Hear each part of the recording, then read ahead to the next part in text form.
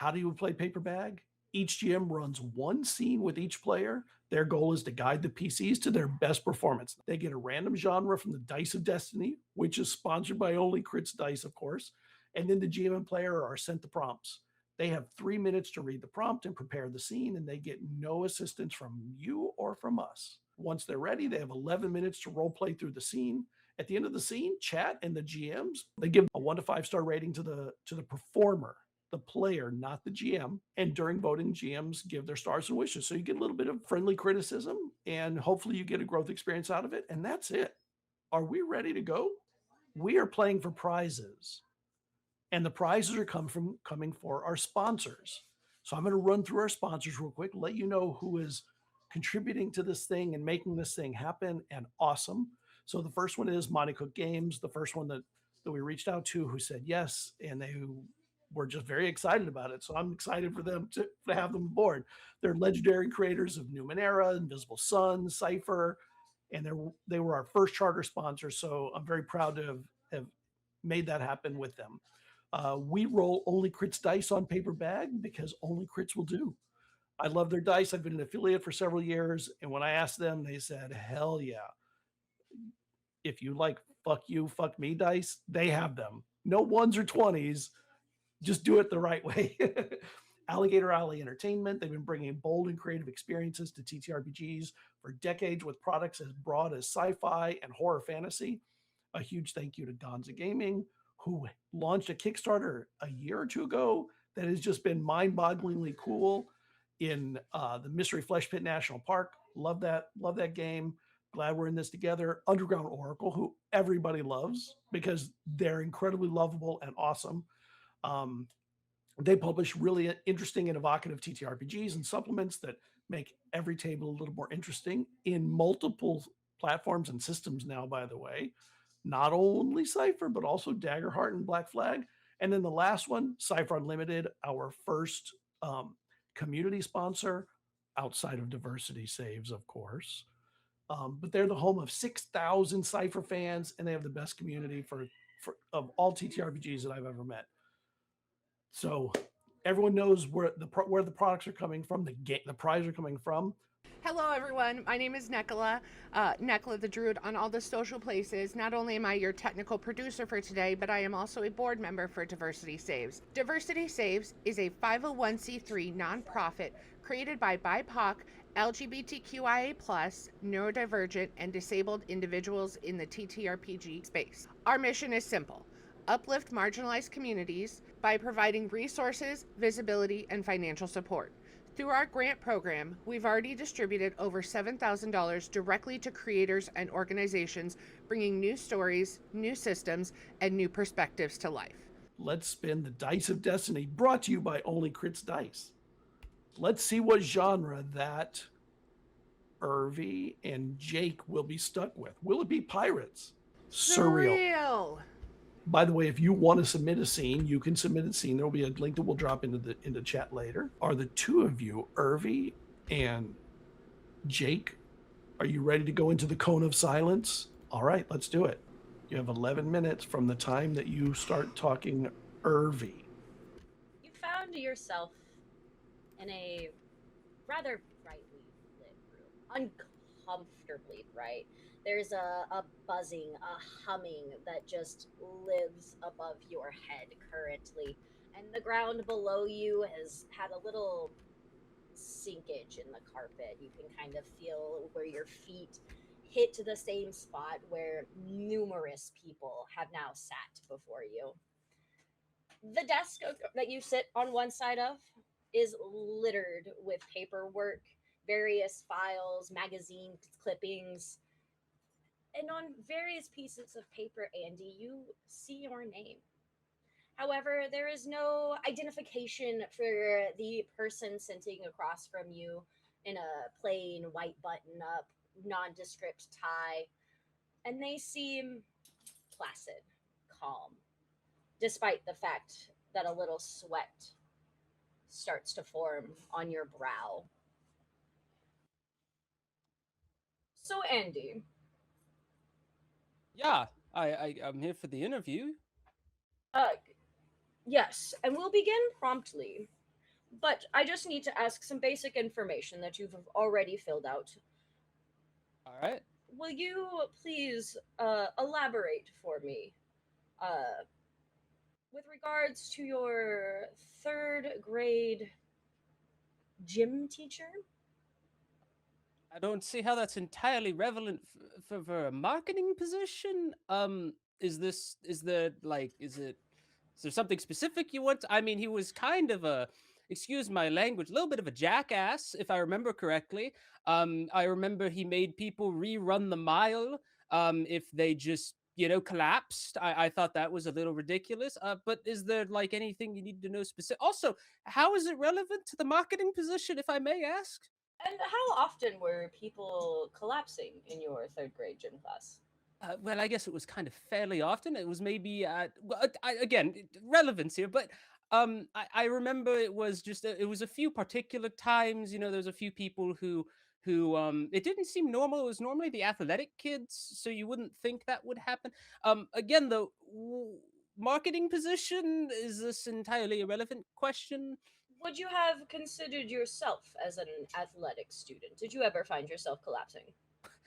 Well, not particularly during the mile, but I also wouldn't have called myself particularly athletic. I was more of a book person. I sat in the library during lunch, read books. Do you want to ask about my job experience or like my background? I was Or... actually wondering about your sixth grade librarian. Oh, okay. Yeah, I mean she was helpful. I remember I read through all of kind of the academic stuff in there. That's actually where I really got interested in marketing, to be particular. I was really interested in just kind of the communication methods of things like the oncoming onslaught of social media and things of that nature. So it was kind of rooted in that a little bit, and that's how I ended up getting my first internship. But um six again relevance, may I just ask why is my sixth grade teacher relevant, or I guess librarian, relevant here? And do you remember what books she recommended to you? Well, when I got interested in marketing, it was primarily a large collection of these kind of 90s early newspaper marketing books and the old magazines and what language they used. It's how I learned back in the day they charged per letter, which was a really interesting job prospect. But can I ask, so the company that I'm applying for here, what is, you have a marketing group, I assume, or do you just need one marketing person? The landlord at your most recent apartment. Okay, the one down on Third, yeah. Yes, he hired a plumber for you that came into your apartment about 2 weeks ago. I briefly recall. I wasn't home, but I do recall, yeah. Do you recall if they had moved anything, misplaced anything, or finished the job? Well, I assume they finished the job because my toilet could flush afterward, but I don't particularly remember. I did find it weird when my what was it? My all my books were moved. My academic books I like reading in my spare time. Um but is the relevancy, how far is the apartment? Well, I can do the commute if that's part of the problem here or anything or something of the sort. Is your refrigerator running? Well, you'd have to go catch it if it is, but yes, I believe it is running last I checked. And when was the last time you checked? This morning, I had a small bowl of assorted fruits that I put together because I was hungry before I came to this interview for this great marketing position. So can I get a little more info You about say that? fruits. Did you eat all of the honeydew? There was a honeydew in my refrigerator. I suppose there was a little bit. I didn't really particularly. I mean, it was a clean bowl. I put it in the dishwasher afterward. So the company, right? Um, does the company have like issues on the social media front, or is it more a marketing, like email issue that you're looking for a position for? Do you keep a hold of all of your movie tickets, I little haven't gone to stubs? the movies since 2008. So probably not. I think I do have some in my car. From my old date back in high school. We went to one of those drive-in movie theaters. But again, can I learn something a little? I mean, I understand. Surely there's a reason for the questions. I understand, but like I just would like to know a little bit more about the company. The paycheck was a lot on paper, and so I was a little concerned with like the 3 times market value of the position pay. So I really wanted to know why such a high pay for such a low amount of experience. Could you give me some insight on that, or? They shuffle a couple of pages, you kind of gathering them into a little pile, and put the pin down that they've been using, and just kind of look up briefly at you, give you a once over, and then glance down at their page. What was the last fancy dinner you had? Son of a bitch! Ooh. I'm sorry. It's ridiculous. I came in for a job interview, and you're asking me about my What would you say? My last dinner I went out to? Fancy dinner. Well, it depends on your context of fancy. To me, fancy is the Texas Roadhouse just down the street. I mean, I don't make much money, which is why I applied for this position in the first place. You understand? And it's really starting to freak me out here a little bit because you're not answering any questions.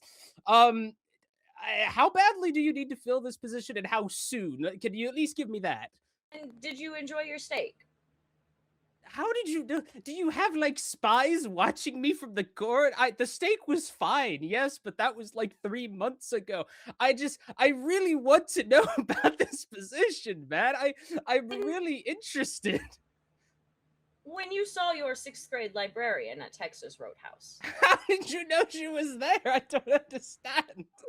did you see who she was with? No, I didn't even realize she was there at all in the first.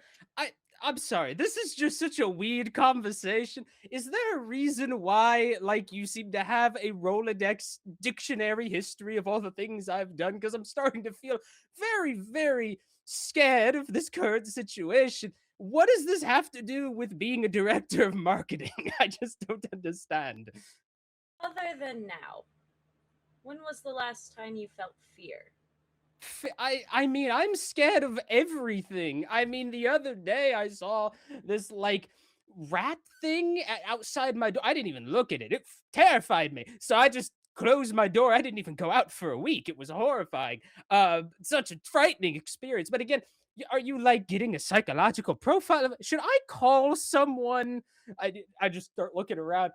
I've noticed there's like no other rooms in this entire office. Is there like where are the people out there? Are you asking the same questions to them, or Did you pay your taxes?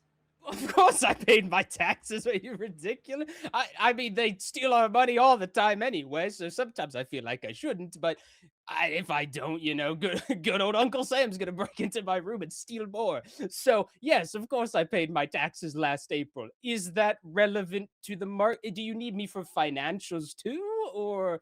And do you think your 3rd grade gym teacher paid his taxes? I don't know.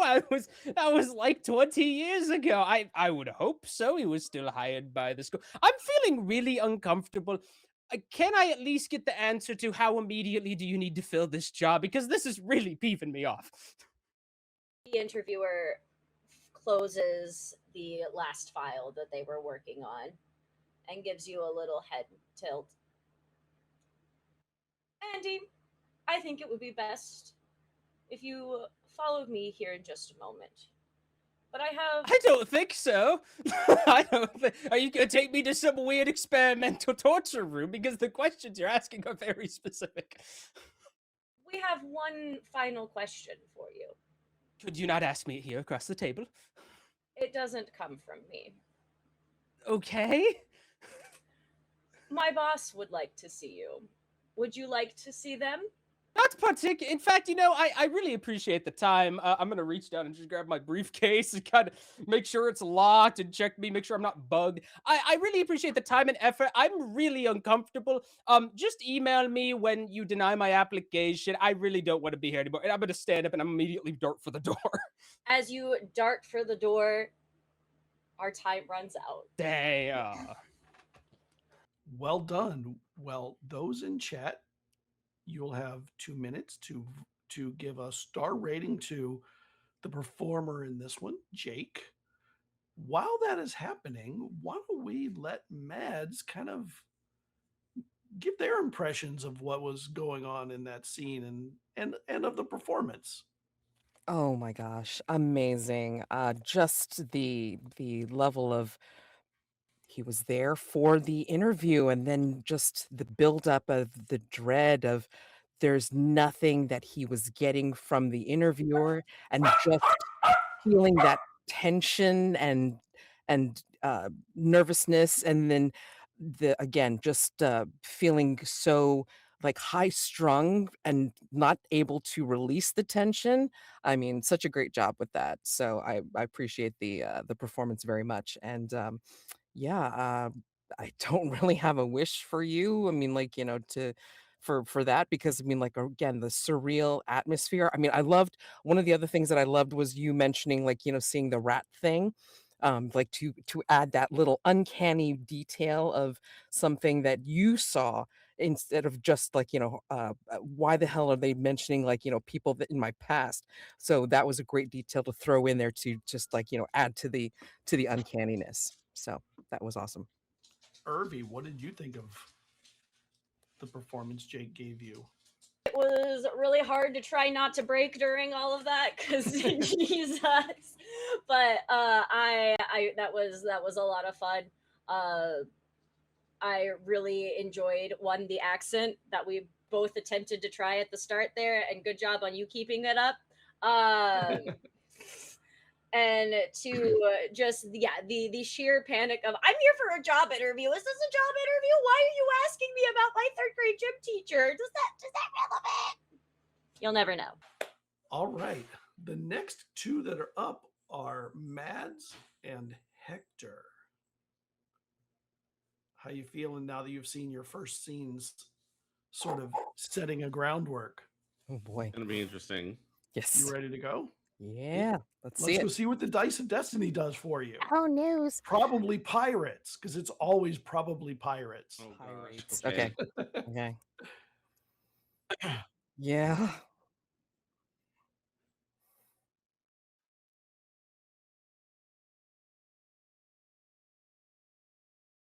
Oh my God. Actually did it. Finally!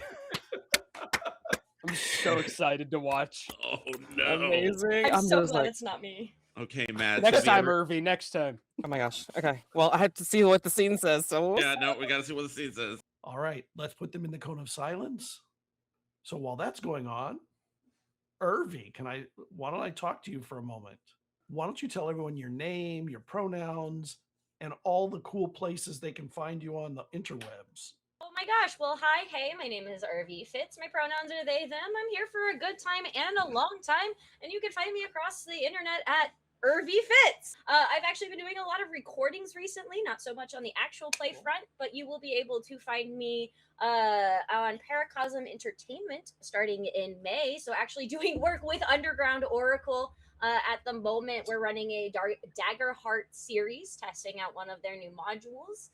Otherwise, we have a Triangle Agency game coming out on Crimson Souls channel sometime in June, I want to say. I'll be running a lot of games in June for Pride Month, mostly Orchid Delirium. It's a game about living in the Victorian times and trying to find orchids, and we're going to make it super gay. Otherwise, you can find me on the Rollers Joint, where I'm mostly doing production things at the moment. We host a City of Mist game that starts bi-weekly in May. Otherwise, we have a whole Blood on the Clock Tower group going on over on the Rollers Joint, so feel free to come play some spooky social deception games with us. But you can find me on Start Playing if you enjoy the GMing style here today and tonight. I've got several seats available on several new tables, including a Never Stop Blowing Up game. Well, we have Mads and Hector back. Are you ready for your piracy? yes, I think we are. Yes. All right, let's set the timer, and the timer begins. Mads, when you begin the narrative. Feel the swell of the waves underneath your feet as you approach the captain's cabin. The wood is worn, sea air has discolored the wood, but the captain's cabin is well appointed for all the things that your crew has amassed in 3 years that you've been with them. This is mid-voyage, and there's wind in the rigging and spray on the glass. And Captain Ross stands at his window, looking out, and turns to you. He is dressed in his jacket, wearing his tricorn hat, rubs his beard. He is a tall, trim figure, and says, Quill, do you know why I have called you here?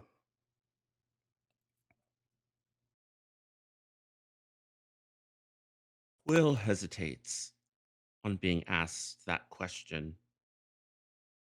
The tall, broad, dark skin, and long, dark, wavy, black haired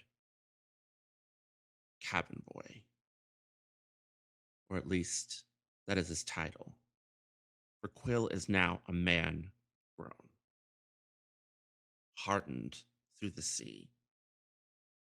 He knows the names of everyone on the crew, their hopes, their dreams, their wants, their needs, their sins, but especially the captain himself.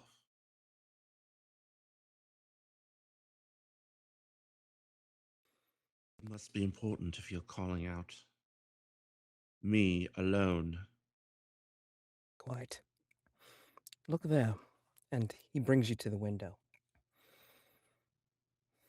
That, in the distance, you see a merchant vessel carrying something. It is a merchant vessel that does not look like anything that you or the crew has possibly seen before.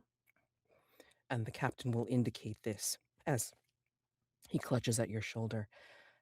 It is a tight grip, as if he is overcome with an emotion he has not felt or has shown to any of the crew before. That has something that I have been hunting for years. And I need to know if this would be a good decision.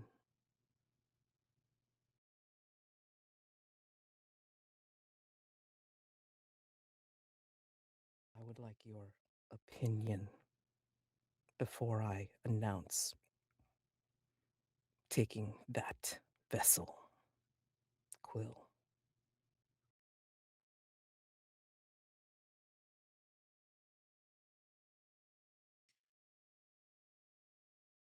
At the end of the day, you're the captain. And regardless of whether it's right or wrong for the crew, you're gonna do what you want to do. It's But true. if you want truth from me, real talk, then I'll give it to you. He keeps his hand on your shoulder. I do, because in that vessel is a family chest filled with treasures stolen from said family. Well, we'll be stealing them. And let's just say it's an old grudge. The reason I want you to decide is because this affects not only, well, the crew, because this will make us the most wanted ship, the most wanted pirates in the seven seas. But this affects you directly, Quill. Do you know whose family's treasures are in that hold?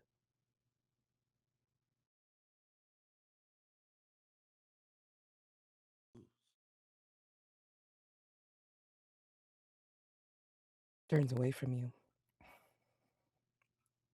looks down, and then will turn back with a somewhat brackish grin on his face. Why, yours, Quill.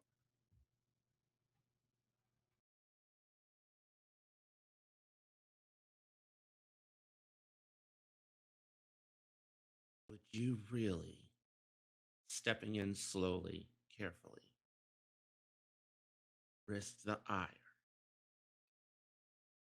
of the Spanish crown for me? Why would you do that? I said, grudge, of course. And you cannot tell me that you have had any love for the crown, whether it be for the monarch or for your family. Tell No, me. no, it's. He makes his way over to the edge of the. We're inside the Captain's cabin. captain's chambers. He makes his way over to the window and he puts his hand on the window. There's a bit of like rain droplets and condensation coming from the outside, and he looks at his own reflection, thinking to himself, "There's so much that my family, my Spanish family, has had to pay for.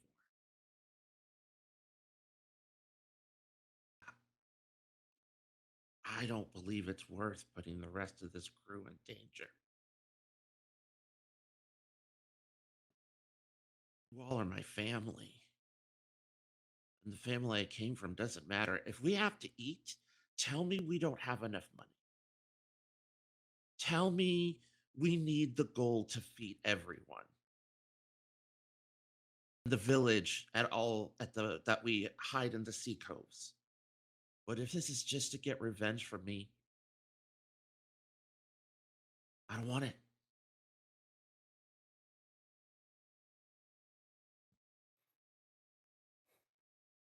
Just the cabin boy. They know you as the cabin boy, but this is important to you, and it is important to me. I need to know that you are supportive of this,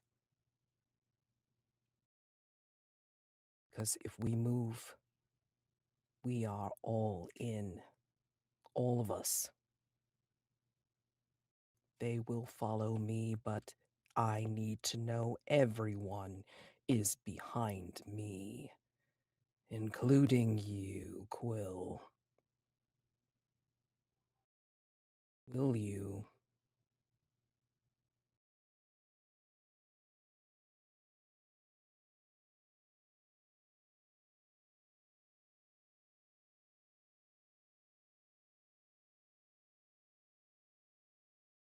All right. We're going to make my Hidalgo Padre pay for everything that he has done. And he extends out his arm in a warrior's salute.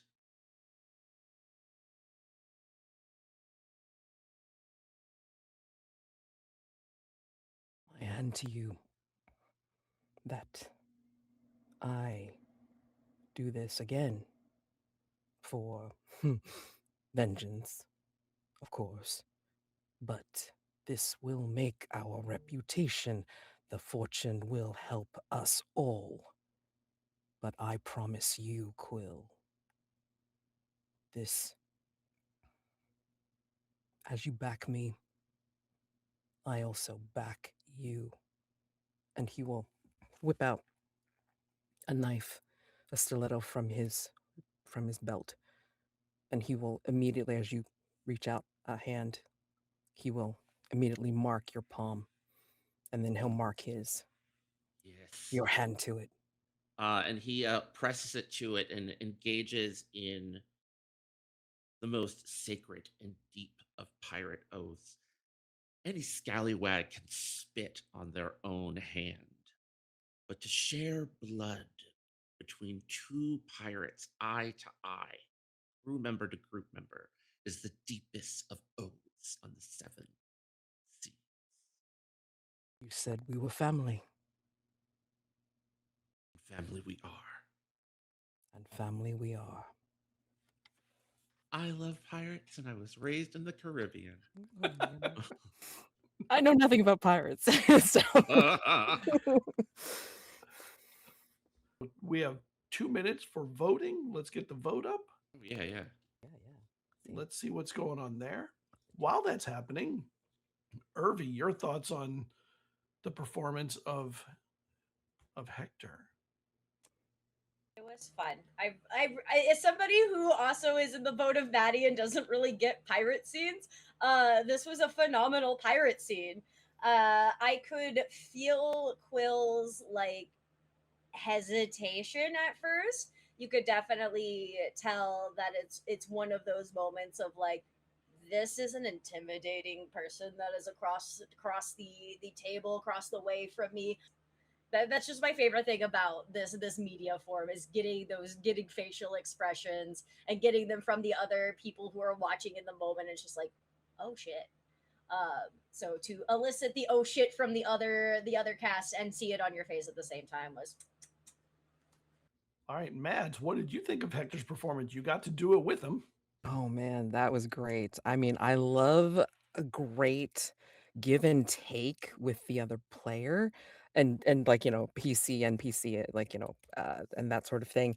I mean, again, we could feel the like I'm just a cabin boy, and it's like, this is an honor, but yet this is terrifying. It's like, this is my captain. What the hell? And like, am I in trouble?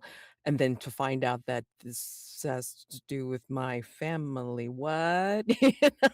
And then like you yes-anded by saying it's like, having to do with the Spanish crown, and I'm like, oh hell yeah. So even more on top of the trouble that we're going to be in for doing this. And yeah, I mean, like, just that the way it ended when I brought out the whole like, well, let's seal it in blood, and then you were like let's do the oath. And that was just such a great ending. Love that shit. So Yeah. awesome. Let's get our last scene before intermission in. Urvy and Blake, how you feeling? You've had two great examples to prepare for. They're too good. The spotlight moves from them to you. What genre do you want? I don't know, but I trust the chat more than I trust the wheel. And spinning. What do we got? Okay. Retro Retro sci-fi. I live for Okay. this shit. So we're gonna put the two of you into the cone of silence. Mads, why don't we talk a little bit? Let's start first with your name and pronouns and all the places people can find you. I'm Mads, they, them pronouns, and you can find me on my YouTube channel, Madeline Colley. And Madeline Colley is where you can find me also on Blue Sky, as well as Discord. And I also have an itch page, Madeline Colley. So that's where you can find me. Yep. Are you in any actual plays? Are you GMing a bunch of things? Oh, Are you a product creator?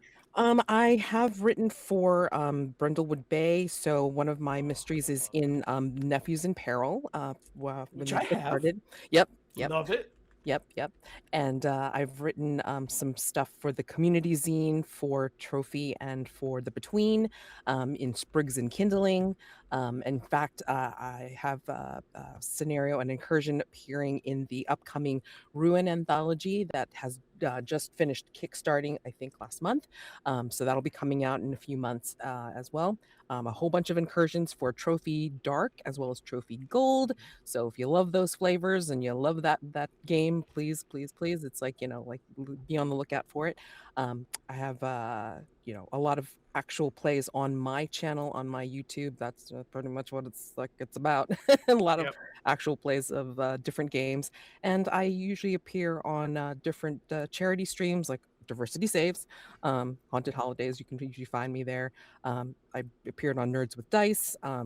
I also play with Open Hearth Gaming Community. Currently, I'm running You Can Check Out Anytime You Like, But You Can Never Leave by Martin S., which is a really awesome indie game about a very strange, uncanny Hotel California. I think we will be seeing, there's Urvy, there's Blake. As ready as I'll ever be. All right, Urvy, the timer starts when you begin your narrative. It's August 1955. Little humid outside. You can feel the heat even at 6:11 a.m. Your house is pristine. Your partner has done a wonderful job being a house spouse, keeping it absolutely neat and orderly. But there is nothing orderly this morning as a banging at the door, a fervent knocking begins loudly, desperately, as you hear your neighbor Norbert hollering for you. Dale! Dale, come open the door, Dale! Okay, I'm coming. Dale! They made it! They're here, Dale! Breathe in. Dale, I need you to... He is starting to shake the back door handle. Dale walks to the door calmly, taking deep breaths. He walks to the door. It opens in.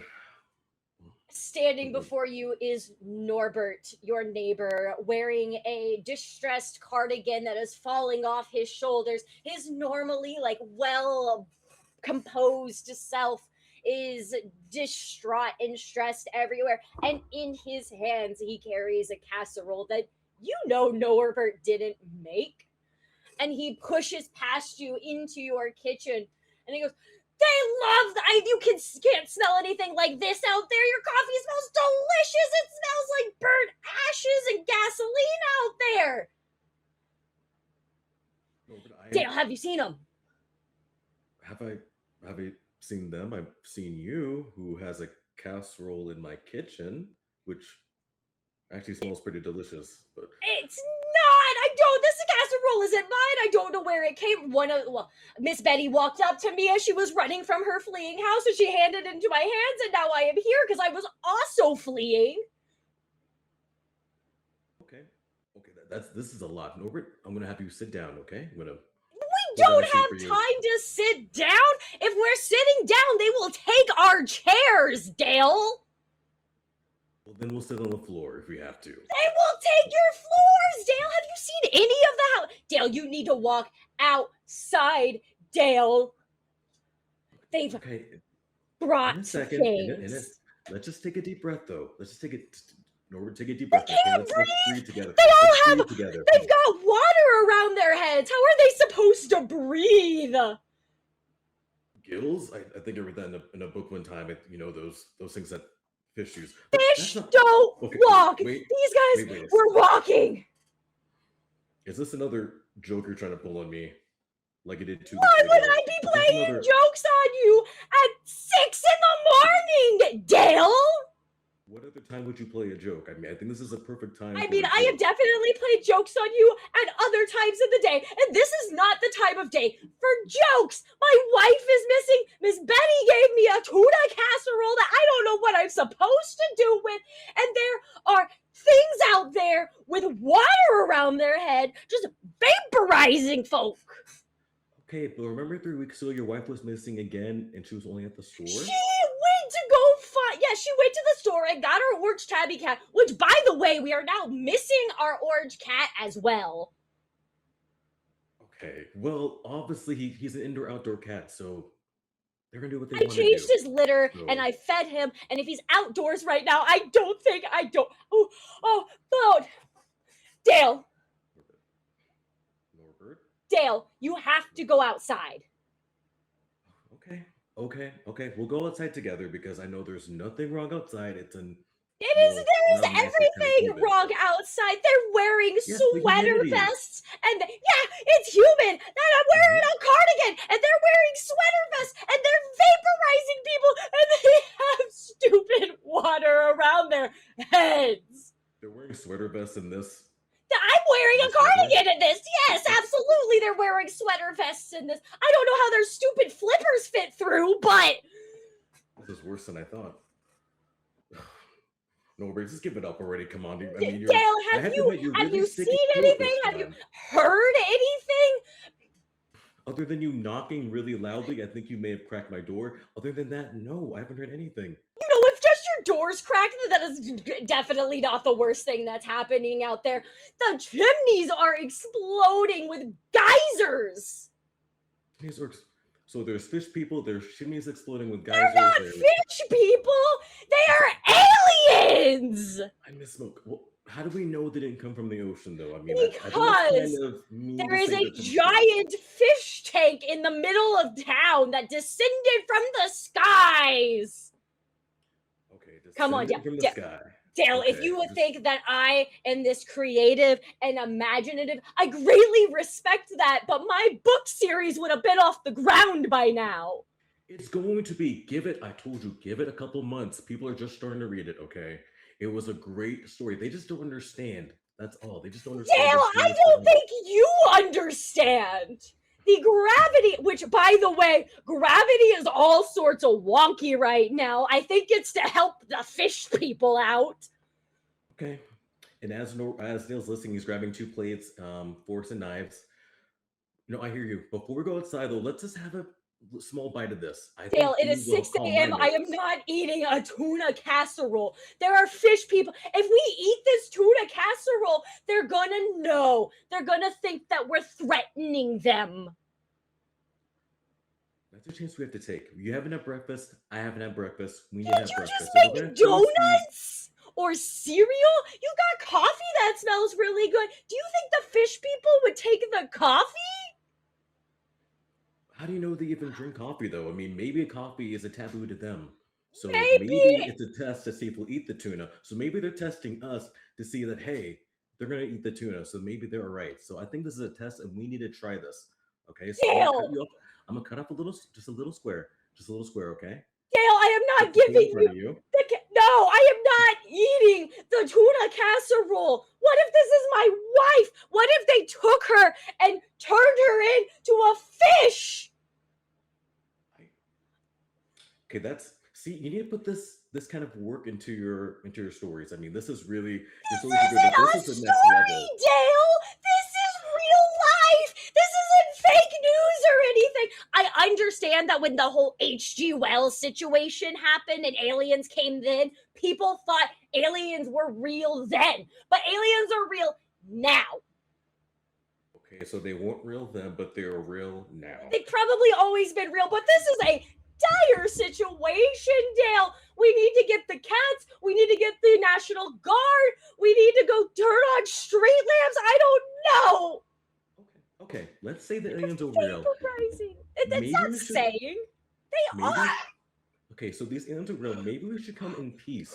Instead of coming high strong saying, "Hey, we're gonna fight you," let's just come They're relax. fighting us. It's a self-defense tactic here. How Did can see you just them be attack drinking anybody? coffee? Did you Yes, see they them attack any- vaporized Miss Betty after she handed me the tuna casserole. Okay, well, And then I ran and I banged on your door and I haven't seen any cats and there was a giant aquarium down from the sky. Dale, do you know what's going on? I mean, if I did, I think I would say. But Dale, where's But- your spouse? Did they get your spouse? no, she's obviously just sleeping. I mean, it is kind of early, to start time to sleep. She hasn't woken up from me screaming about aliens. That is absolutely insane, Dale.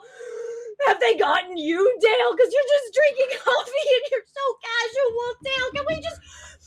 You need to go outside, Dale, and see what I'm talking about. Not to be rude, but you do this kind of often. The So last time sometimes we sleep with earplugs in. No offense. Like, I know things happen, but you do this kind of often, so we kind of prepare for it.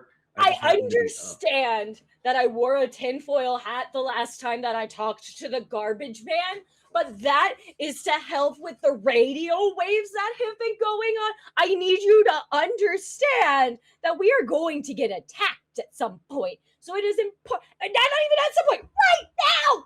They're out there! Okay. Let me get one bite of this, because I don't think this is your wife. So let me get one bite of this tuna, okay? Just one bite. You take a stupid bite of that tuna casserole, whatever. I don't care. Okay, just one bite. Just do it. Take a bite of the tuna casserole. Nothing's gonna come from outside. Don't worry about it. Oh my gosh, Norbert, it's worse than I thought. They didn't put enough salt on it. Oh my God, you get your good, great, phenomenal. If it's not salty enough, then that's probably going to confirm that it is my wife. And as Norbert is continuing to holler at you about eating this tuna casserole, you hear a creaking from somewhere in the house as a light melody begins to play. And you can hear a little almost giggle, but it's not quite a full human giggle. It's more of a squeaky giggle, as walking on their fins around the corner comes a anthropomorphic dolphin wearing a sweater vest from your basement. Enter a time. Oh. That was so damn fun. Let's set up the poll. We have 2 minutes to vote. Mads, what did you think of Blake's performance? I mean, way to be composed and poised, and even in the face of screaming and just wacky. My God, I mean, I don't know if I could have kept that much composure in the face of all of that for as long as you did.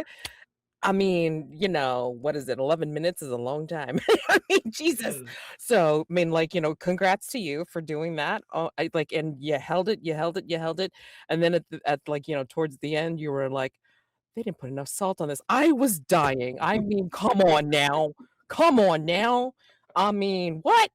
No, but you did a great job with just being so composed and just being like, nope, totally cash. And again, pulling on that whole Norbert, it doesn't matter. You pulled some shit on me before. I mean, I'm calm down, or just I don't believe you. Like nothing has happened to your wife or whatever. And I'm going to have some tuna casserole. Great job. Urvy, what did you think of Blake's? Well, thanks for eating my wife, Blake. If they're vaporized, they can't be in the tuna casserole.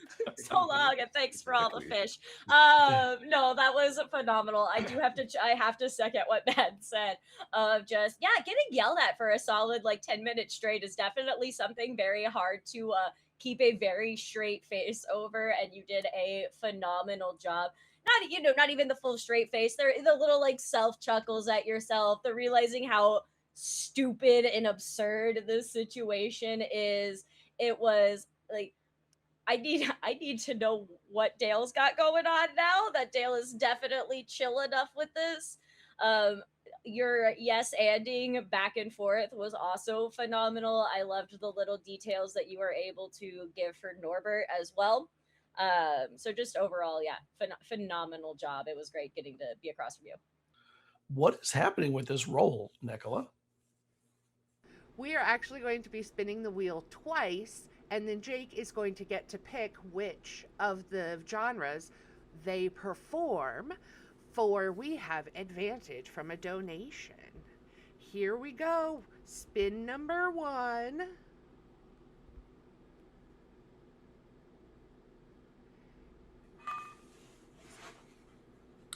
The Epic, default genre for so many. epic fantasy. And then spin number 2. I'm sure it'll be like dystopia or something. Oh, modern mundane. Wow, those are like the two opposites. Fantasy's boring. Slice of life is so much more interesting. All right, so we're going to be putting Mads and Jayke into the cone of silence for 3 minutes. So, Blake, what have you been up to lately? Wait, let's start with your name and pronouns, and then what have you been up to lately? Yeah, so Blake, he, him, been up with playing in some games. Like Urvy, I'm playing at Paracosm Entertainment. I'm actually playing with Nicola the Druid too. We're playing a TTRPG, Villains by the Hour, and it's a lot of fun. I get to play a little 3-foot tall kaiju who used to be a janitor, but we'll see if he gets the job back. So I'm playing that right now. Also with the Cozy Trauma Corner, playing some Sentai and Sensibilities. That's a lot of fun. It's like, how do you describe it? Like Power Rangers meets Bridgerton. Just a lot of fun. And you know where that group kind of met up is thanks to ZealZaddy, because that's where you can find me too in older ZealZaddy shows. Because thanks to you, I actually got to have my start like playing in TTRPGs online. So it's special to get to play this game right now. But yeah, you're amazing, and that game, the game and the system are terrific too. Terrific system, super fun, cool stream, a lot of role play, followed by giant robot kaiju battles. I mean, what else could you ask what else for? could you want? Exactly. Mads and Jayke, how you feeling? Ooh, You ready to go yeah. for some slice of life? All right, we'll set the timer. You'll have 11 minutes. Mads, it will begin when you begin your narrative. Camera pans onto the comedy club sign. You are at the end of the narrow corridor next to the stage. You just heard your name called. But for some reason, dolly zoom goes in and out as this corridor stretches out far behind you and goes into your face as you realize you forgot everything. All your jokes. And you're staring at the fire exit sign. You know there's about 30 people in the audience. Small enough every face is visible. Large enough to feel like a wall. You have 30 seconds to walk out there. Or walk out of the comedy club. Corridor smells like old beer and reeks of stage fright, decades worth. Tapping my foot very quickly against the ground as I'm trying to recover any sort of, well, I could do the smoke machine joke. Maybe, how did the punchline go? 30. You've had that tired joke in your head for so long. Come on, just... Well, okay, hold on. Okay, 30 people. Maybe people love audience participation. I could probably set up a joke, kind of improvise it from there. Call someone out in the crowd. I glance at my watch. 4 or 5 seconds. Are you sure you're gonna pull the right person? If they're too drunk, then they're probably going to heckle you, or they're probably going to swear at you, and then you're just gonna fall flat on your face. So self-deprecating humor works. Surely I left my notebook here. I start rifling through the drawers of maybe a nearby cabinet, or kind of looking through maybe the upper cupboard. Surely piece of paper, something. Maybe I could. You left it back at home. You said you knew this stuff backwards and forwards. You wrote this stuff for years. Yeah. what about no, I'm too young for marriage jokes. I kind of take a tentative step towards the stage, and I quickly stop and I look back to the sign. Color, maybe colors, red. Make something off red. Red funny line. 10 seconds have passed. I take a few more steps towards the stage. Red means stop. Stop. Just stop. Come on. Think about it. You worked up yourself into a lather about this. Come on. You know, it's only 30 people. Nobody knew that you were coming here anyway. These are all strangers. Doesn't matter. Strangers are the worst, though. Because, if you don't make them laugh, it's just, I mean, are you successful? Are you good? Are you bad? Maybe if they laugh too much, you're too good. 15 seconds. You don't have anybody to impress. They don't know you. And that's fine. Look around. Maybe the person who's supposed to guide me on the stage isn't here. Maybe there's a chance to leave.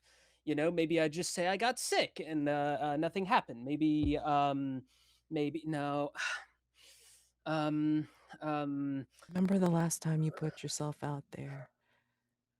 They teased you just for showing your face. Shut up, head. Jeez. That was one time. It's 2 years ago. I got better. All right.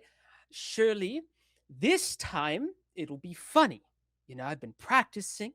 I've been writing my jokes for years. I've been really nailing down to the gritty, itty bitty gritty. I got practice in theater. I took that improv class. I did a couple improv shows. It's the first solo stage, but I'm sure if I get up there, I'll You remember remembered the something. jokes last time. There's no props. I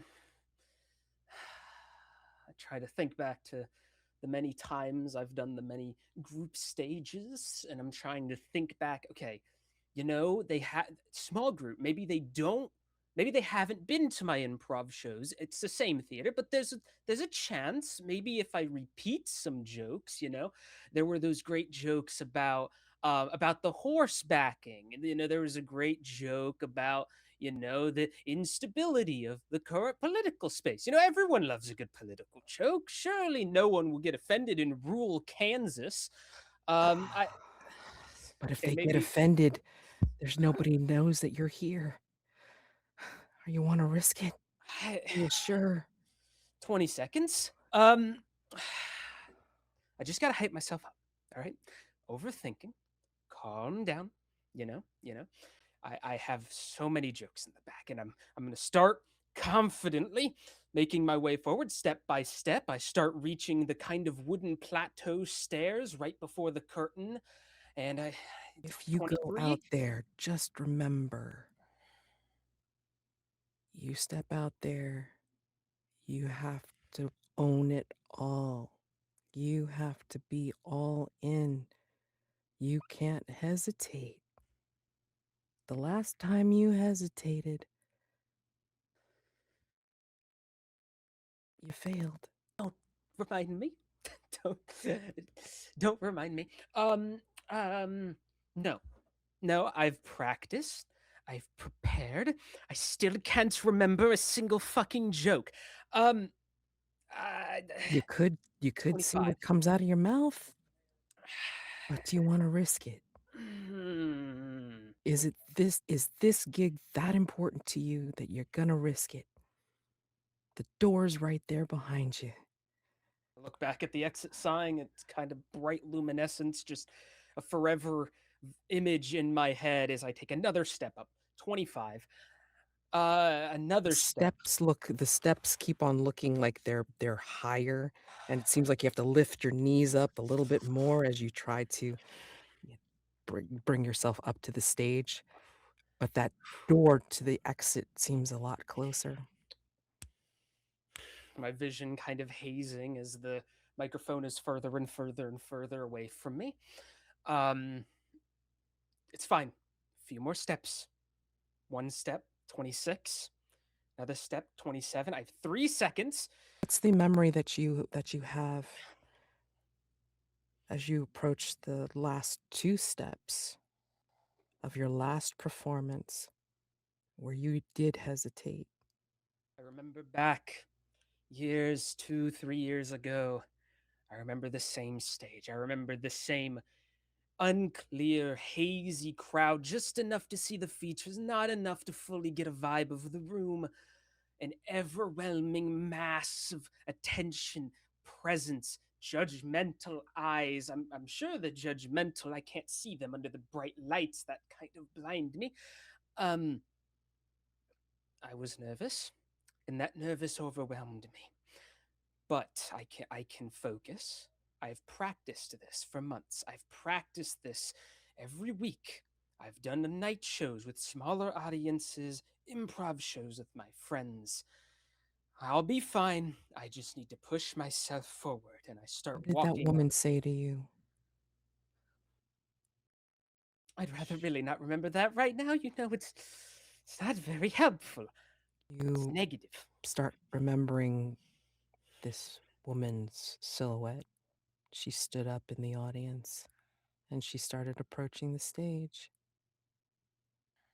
And she opened her mouth and she said something to you just as you were going to say the punchline of that joke. Was it a punchline? Was it a joke? I remember when my mother made that scene. But she's not here. I did not tell her I was doing this. I have not spoken to her in years. That's not going to change. And I'm not going to let a past person influence me today. As the clock ticks closer to 30 seconds, time slows further as I take my steps onto the wooden stage. I'm at least 10, 15 steps. I hear the very cordial, polite applause of the people I've never met and will never see again from the crowd. And I kind of glance out and I put on the smile, confident. Push myself forward. I take the steps You hear the one at a giggle. time. You hear a little titter out in the front. And then you hear a little giggle in the back. And someone's chuckling, picking up the little laughter. And it doesn't sound kind. And your voice says in your head, man, they're strangers, but I don't know if they're gonna put up with it. I don't know if they're gonna be willing to hear what you have to say. Are you sure you want to risk it? You gotta be all in on this. I walk out on the stage. I ignore the voice. I do not listen. Why did the chicken cross the road, everybody? Nice. That's Urvy. What did you think of Jake's performance? I'm so glad this had a happy and hopeful resolution because I did get a little worried at some point. But then when you hit it with the I'm not gonna let past people influence, it was that little like mother switch, and I get that. I felt that in my soul. So it's definitely one of those aha, now we're going through spite. And I'm here for that. But that was definitely phenomenal. I just loved the end. It feels bad saying that, but just the moment where you take control and you're like, I am the GM now, was chef's kiss. It's that is what that was needing. Mads, what did you think of Jake's performance? Yeah, you were doing a great job in holding on to your very nervy um person, real person. And you knew that you were just having a rough time of it, and like just feeling the just like the nervousness and the tension. But I loved the way that when I asked you the questions of, do you remember from the past, like just trying to get you to hold on and stop and pause, you just yes-anded it and then said what it was, like who the person was, what they said, and just kept on going, which I totally appreciate because yeah, I mean, like who among us doesn't have that goddamn voice that's like trying to hold us back and shit on what we do and what we say. So kudos. The next group is Urvy and Hector. How you feeling now? You've had some gonna be interesting. amazing scenes all night. Like everybody has just been killing it. I feel like it was that bad. All right, we're spinning it again. But no, yeah, It could still be cozy. it could still be cozy. It is Space opera. Okay. Here we go. Let's go, Star Wars. Okay, let's see what I can do. Let's give them their 3 minutes in the cone of silence. So Jayke, while they're in the cone of silence, what is your name and pronouns, and where can people find you? We'll start there. I am Jayke, also known as Jayke the GM, or in some places the Jayke, as it is spelled Jayke. I use they them pronouns, and you can find me doing a lot of weird stuff all over the place. Primarily, I am a professional game master. I run games on Start Playing. I run Learn to Plays, where I teach people new TTRPG systems, or I run long-form campaigns, of which we have a Daggerheart one, a Call of Cthulhu one, multiple coming up and running. And I run my own indie press called Fragment Press that we put out 5e content, or we did. We don't anymore, but we did at one time, so you can find those. And that's the stuff I generally do. Are you doing? You said you did, but you don't anymore. Or did you move to another system, or are you not putting out new content? That's a great transition, Scott, to me to talk about my Frontiers open source TTRPG project. Thank you. I now operate a free open source TTRPG project called Frontiers that is both meant to be a very simple cipher-like level system where it's not super complicated, easy to build upon. But in the new version that comes out this Friday, which is beta 2, it is also a teaching documentation to teach you how to make your own systems from scratch or using Frontiers or Cipher or whatever is the basis. And it has multiple supplements coming out this year. It has a book and a video game in production right now that I can't say too much about. But I also am running Learn to Plays of that on Start Playing as well in the coming months. I plan to do actual plays on it in the coming months. One of which is next month, but not officially announced yet. But if you find me on LinkedIn or at my website, jakepaver.me, you'll be able to see those as they are announced as well. Or Jayke the GM on literally every social media page in known existence you could probably think about. And that's that stuff mostly. You can also find me on the Harrow's ZealZaddy actual play that happened a while ago. As well as starting tomorrow evening at 8 p.m., I'll be on the New Age Games Forging Fate Season 2 actual play, which is planning to run for 2 years. So I'm going to be on New that. Age Games or New Age Geeks? New Age, I think it's New Age Geeks. Yeah, I Geeks, think so you're too. right. That's where you can find me and the stuff I do on the Linktree or at my website.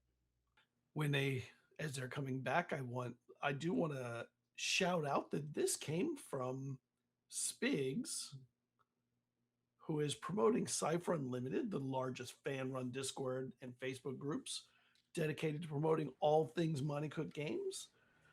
There are content warnings of AI and armed conflict in this, and it's a scene inspired by Star Wars. So I think that's really cool. We will drop a link to Cypher Unlimited. And if you're into Cypher and you're not on Cypher Unlimited, what are you doing? Okay, you ready to roll with this? Yep. All right. Urvy, as soon as you start the narrative, the timer will start. Obidus hangs in space above a gorgeous planet of Toa Kun.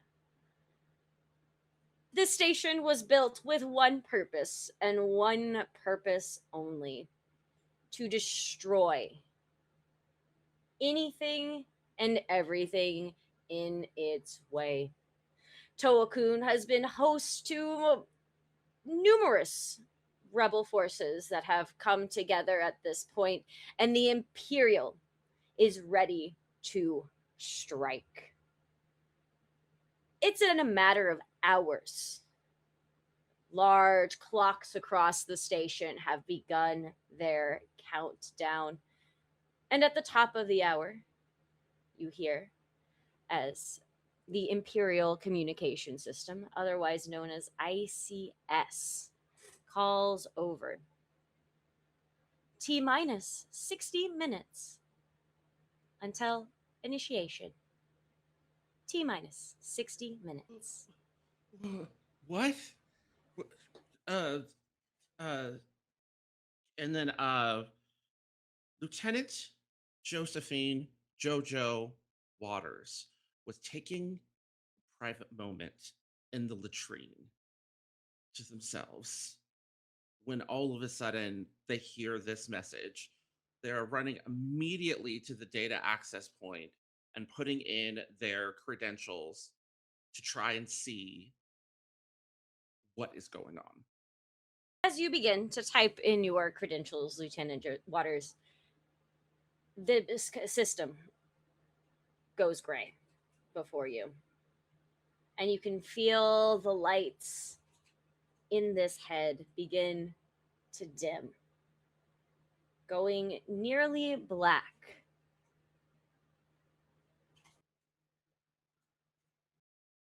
Pardon the disruption.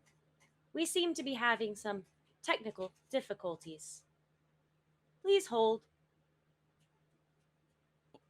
Hold. No. This is Lieutenant Waters. Alpha, Sentry, Extra, Cipher. I'm like incredibly nervously putting in Imperial cryptid passwords to try and expedite the process. Not really knowing if it's going to work or not, but just a sense of control because they feel like they have lost all control. Identification verified. Lieutenant Waters. Yes. Corridor 3. Waters. Head. Did you wash your hands, Lieutenant Waters? Yes, I did. Could you please pull up a visual of the maps and Jojo will look nervously up, their eyes kind of squinting through the darkness, and notices like the edging of a escape hatch, leading to the piping all around.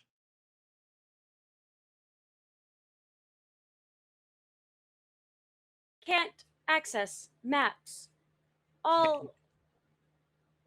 All power force field. All power has been moved to the force field. Oh, okay, all right. And the lieutenant snatches their standard issue sidearm and blasts the like sides of the hatch on the ceiling, causing it to crash down. They Error, warning, shots fired in head, shots fired, warning. No, there doesn't need to be a warning. You can be calm. That was just me. Warning. Oh, and then they like leap up and grab and just start making their way like into like the crawl spaces, trying to make their way like out to like one of the main thoroughfares. Too many life signs. Yeah, I'm here. It's me. It's the lieutenant. I'm trying to get to one of the regular thoroughways. Can you guide me? Lieutenant Waters. Yes. Identification verified.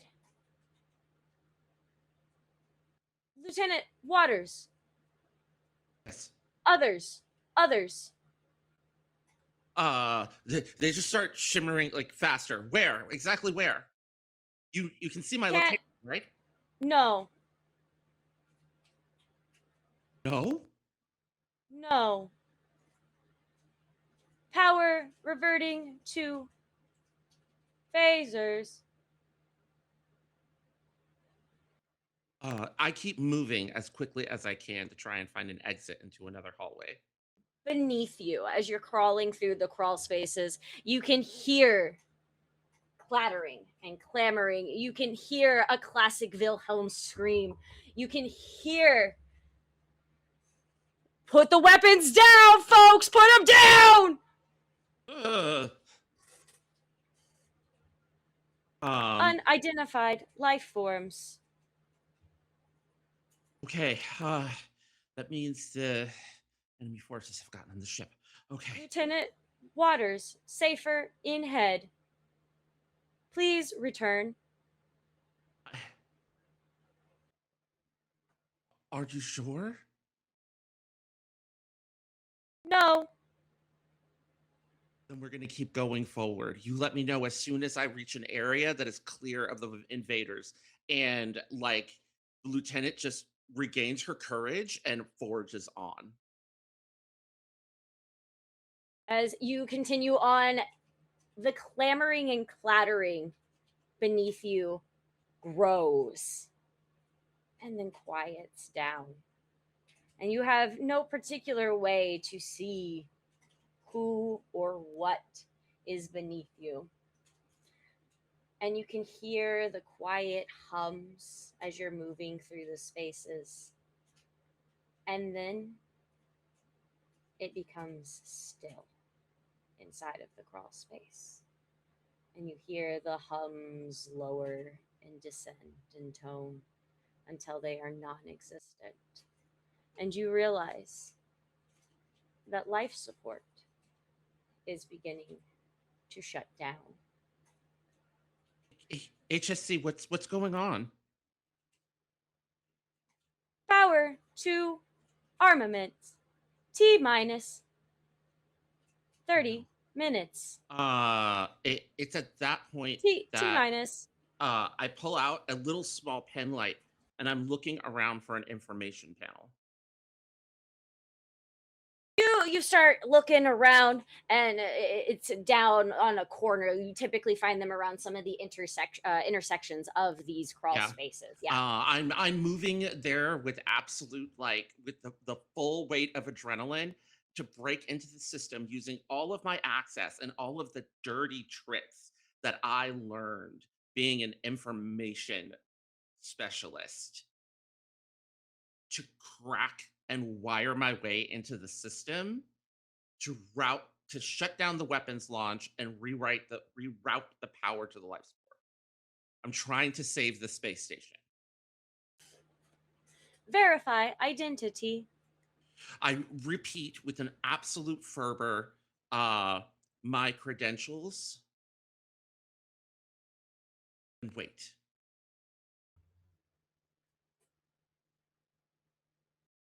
Identity verified. Clearance confirmed. No access to weapons or armament. I very quickly log out.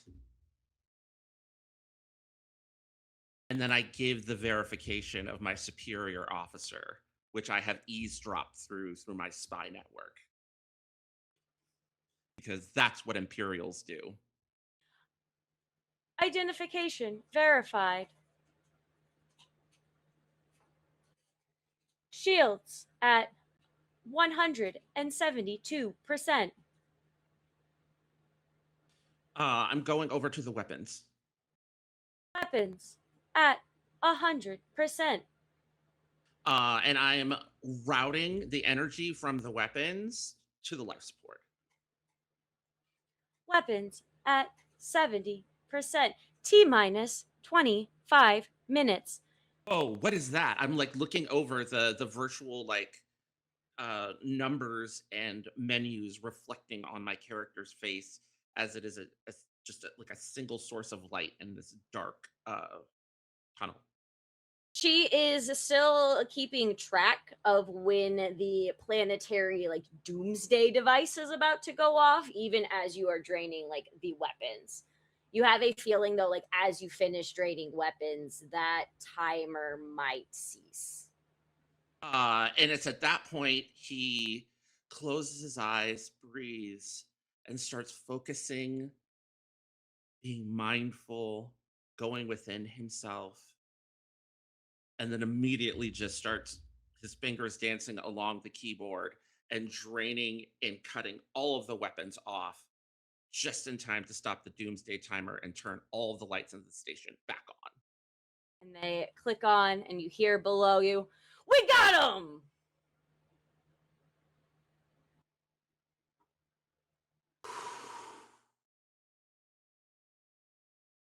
You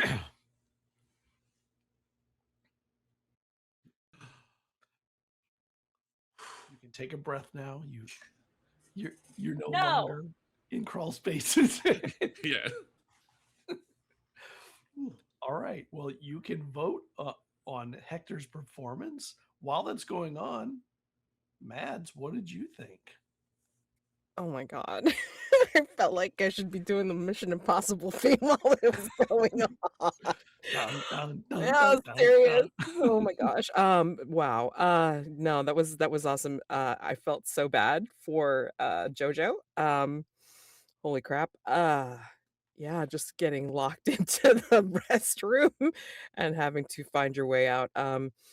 Yeah, I mean, like, good work in trying to figure out different ways, like, the above the overhead hatch, like trying to go through the crawl spaces, and then like, using the information panels and trying to log in that way, and then like, trying to, reroute systems and all this kind of stuff. So very, very within the genre, and very like, I love that little detail of you showing like the only light coming from the monitors, like reflecting on her face, on their face.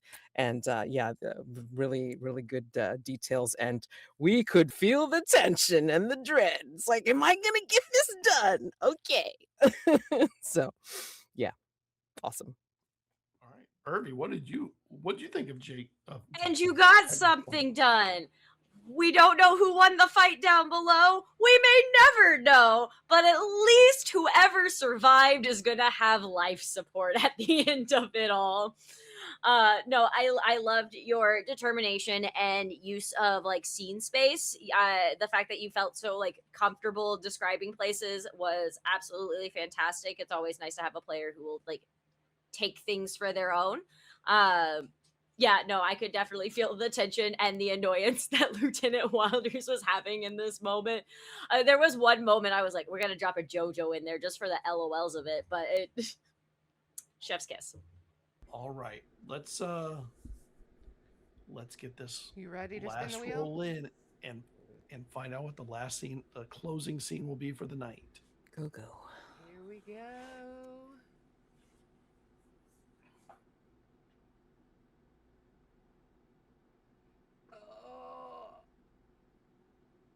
Oh, Weird oh, West. Weird was right at the end. right at the edge. Whoa. Wow. Oh, this is gonna be Weird fun. West. I'm sorry, I'm so excited for this. Yeah. I'm gonna show my age for like 2 seconds. I was there when Deadlands First Edition was new. I love Weird West. This scene came from Alex Newman, who we know as 7-Minute GM, and he is promoting the Book of Patrons compatible with Cypher, coming from Dark Ride Media and 7-Minute GM. It has a couple content warnings: ghosts, murder, and spiritual. I hope that you can handle that. The scene was inspired by Grim Prairie Tales, Preacher, some classic ghost stories. So I think that's really exciting. I think that's very cool. We should drop the link in there. While they're in the Cone of Silence, Hector. So Hector, what's your name and your pronouns, and where can you be found? We'll start there. Hi, my name is Hector Reyes, also known as Okami all over the internet. My pronouns are he, they. And you can typically find me at Blue Sky at khokami.hio, which is also my itch page where I publish my handful of indie games. I'm the creative director at House of Dreams, which is a actual play, BIPOC, LGBT, and other marginalized identities like creative collective, where we do actual plays and raise money for charity. And I'm also the charity and community outreach lead over at Apocalyptic Unlimited, which is another BIPOC specific creator collective. Um, what I do right now is our lead AP over at House of Dreams is A Season's Oath, a long-term West Marches style wander home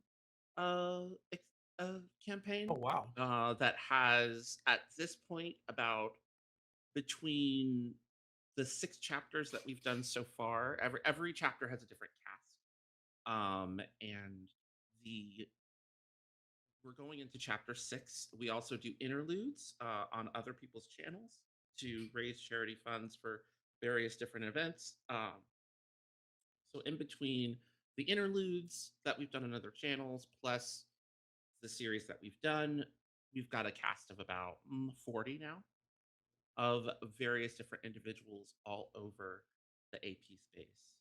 And it's just been a big labor of love that I'm really excited to work with. Talented That's amazing. artists. 40. Wow. Mm-hmm. That's fantastic. Yeah, it's really fun. We try our best with Season So's to kind of flip the script. The core cast, which are the people that do the 4-episode chapters, are all people of color. While for the interludes that we do on other people's channels, that's when we'll have non-people of color as guests. But even then, they're always from another intersection, whether a marginalization, whether that is LGBTQ or disability, for our extended casts. And it's just been a really, really fun project to work on. Okay, Mads and Blake, how you doing? How you feeling? You ready? I think so. All right, we'll set the timer, and Mads, when you begin the narrative, the clock will start. 2 days' ride from Fort Courage, you're halfway from nowhere on a lonely arroyo. It's night, heat of the day's long gone. Your chestnut horse Sloane's just grazing on some grass nearby, and you got a deserter, a bandit, slung over your horse's back, dead. Wind is picking up, fire's getting smaller. But you see something translucent standing at the outskirts of the light of your fire. Blurry. Looks like a person, sized like a person. No details can be seen. It seems to turn its head towards you, although no eyes look out from the face. Dana, is that you? Answer me. Figure will move along the edge of the light. You feel a thrumming in your veins, like anger, like something low and just something wanting to. I did what I had to do. You know what you did. That family, the families that you broke apart, you had me taken down. And I would do it again. So don't you dare come back. Some sort of specter, some sort of ghost. You're trying to haunt me because I know what I did was right. You got nothing to say now? You see the figure lift up what looks like one of their feet and stomp on the ground. There is no sound because there is no weight, but yet you still get this feeling of frustration you feel some kind of emotion behind it. Now you're not even sure whether it's yours or hers. Funny, Dana. I never, I never thought it was gonna come to this growing up together. Knew we could be a little wild when we were younger, but I never thought that it would come to this, and that's what frustrates me the most because you had so much. You had so many things going for you. Why couldn't you just work with your parents? Huh? Why? Why did I have to? He gets up. He walks away for a second. He puts his hands on his knees. He feels like he's gonna throw up, but he holds it down. He walks back. You know,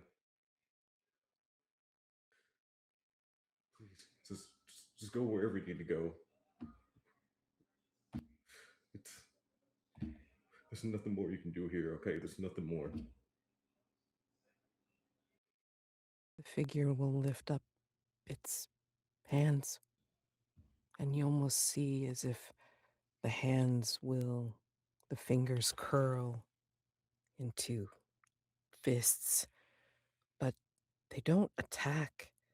The fists look like they are shuddering, as if they are holding something back. And you see them step forward, still at the edge of the light towards you. And you just feel these waves of, like, they want to speak, and they can't. So much frustration, so much. She's gonna leave me in silence? Is that it? He's not gonna say nothing. Because you always said that mouth before. You're never too quick to use it, but now, what? Since you're no longer the living, you just it's gonna be silent now. It's because is that all it took for you to be quiet for once? Is that it? What do you want? Because obviously you weren't getting in life, so now you want to get it right now. So what is it? Just tell me. Write it in the ground, just something. Give me some sort of sign then. Anything. The figure will drop to its knees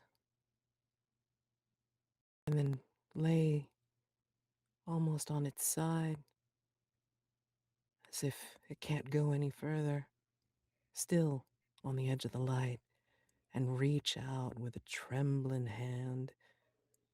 That hand is almost skeletal as it folds into the light. It's reaching for you, beseeching almost.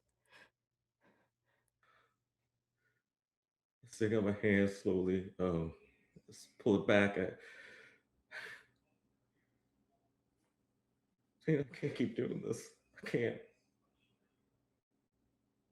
I can't keep doing this, Anna, please.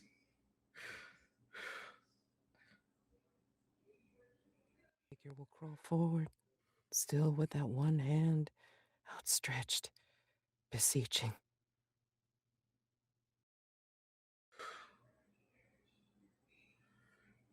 Closes his eyes and he puts out his hand towards it.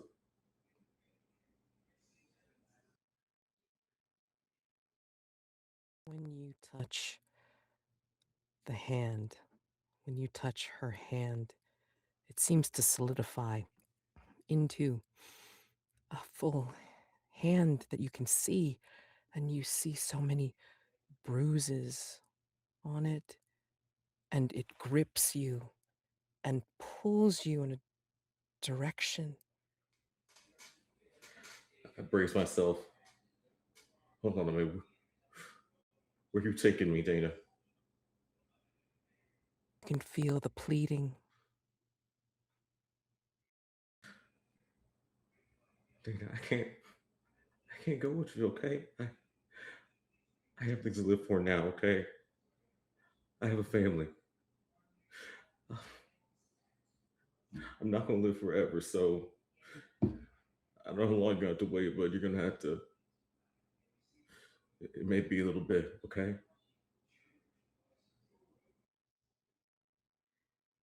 It won't let go.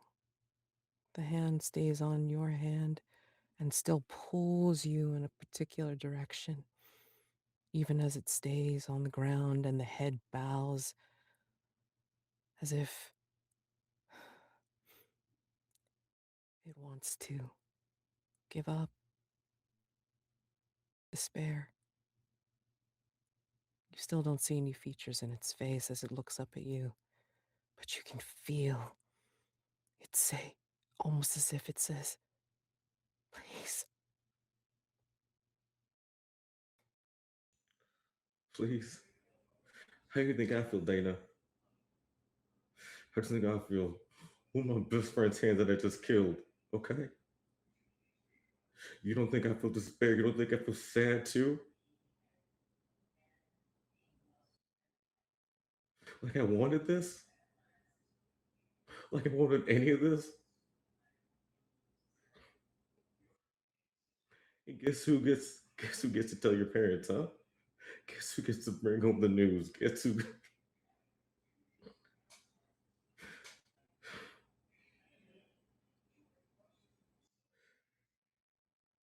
And you see please both hands clasp yours.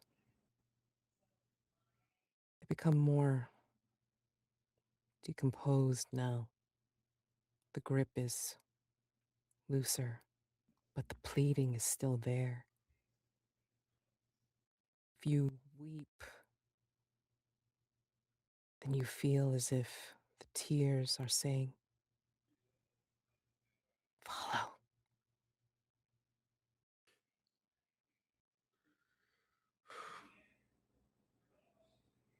Dana,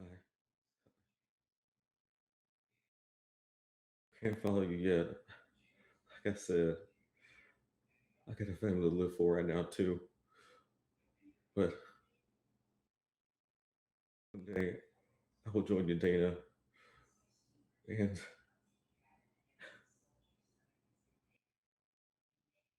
Dana,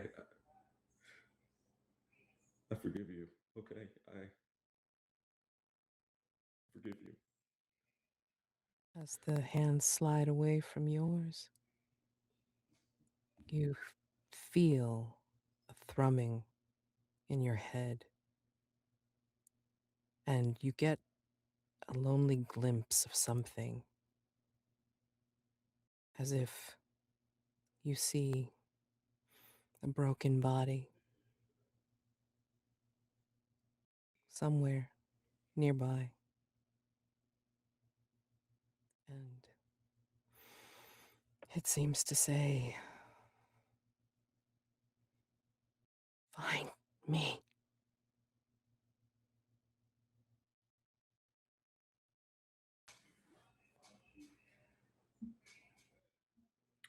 The voting is up for Blake's performance. Urvy, what did you think? Wows. I've got the chills. This was like a particularly hard one too because you're getting no dialogue back from Mads. It is all having to do the interaction and carrying it on by yourself, and yet being able to grasp onto all of the body language that's being described and weaving together a beautiful like backstory. You can definitely figure out all the little nicks and bits and pieces that got your character to where they are in that current moment. uh it got me good. The whole I got a family now. Oh, Mads, what were your thoughts? Oh man. It was so hard because it's like I'm really big into horror movies, and this was, again, as Irvy said, like really hard because it's like communication, right? I mean, like, you don't know what they're gonna say, and they have no way of necessarily talking to the living, and trying to convey that, even though all they have is emotion. It's like, what can they say? So you did a really great job, Blake, of just being able to you know uh, come from yourself, and then you were opening up to her, which made it easier for her to be more real, I think, to you. Um, and then just like, pulling on like, no, I mean, I have my family now. I mean, I gotta be responsible for them, not you. And yeah, I mean, like that was tugging at my heartstrings. I'm like, I don't want to make you do this, but I mean, like, it's the character, okay? So good job. Good job for sure. All right, we have got the voting in. Let's see who won. All right. So first, we are going to do the Donors' Choice Award. And the donors have picked Urvy as their favorite. Awesome. Ooh. This is actually my favorite part of having the voting, because the first and second spots are only separated by 0.08. That is how close these were. All right. Honestly, I'm not surprised though. All with right. these performances. And tonight's winner, with a combined score of 4.79, Jayke. All right, congrats, Jayke. Congratulations, Jayke. I do want to give a little appreciation to the backing of our sponsors: Monica Games, Only Crits Dice, Gonza Gaming, Underground Oracle, Alligator Alley Entertainment, and Cypher Unlimited. Thank you so much for putting in both prizes, but also the effort of helping bring this to fruition. And I want to thank the audience for being here, putting in votes, being busy in chat. The players and GMs, of course, amazing, and it was even more amazing than I thought it would be. I want to thank all of you for supporting Diversity Saves, doing the important work of uplifting the marginalized communities and TTRPGs. Anyway, join us next week. No, 2 weeks. 2 weeks. 2 weeks. Thank Cinco you de all Mayo. so much. Put it in your calendar. Thank you all.